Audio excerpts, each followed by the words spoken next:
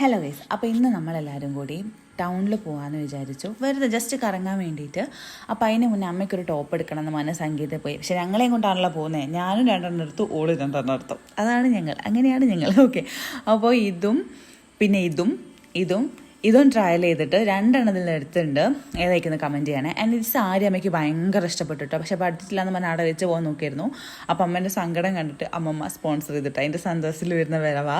പിന്നെ ഞങ്ങൾ നേരെ ബീച്ചിൽ പോയി. ഞങ്ങൾ മറ്റേ പുതിയ സെറ്റപ്പൊക്കെ വന്നതിന് ശേഷം നരിക്കുന്നിൽ ഞങ്ങൾ ഒരുമിച്ച് പോയിട്ടില്ല എന്നാണ് എനിക്ക് തോന്നുന്നു, ഓർമ്മയില്ല കേട്ടോ കറക്റ്റ്. അപ്പോൾ എന്തെല്ലാമൊക്കെയോ വാങ്ങി കഴിച്ചിട്ടുണ്ടായിനും.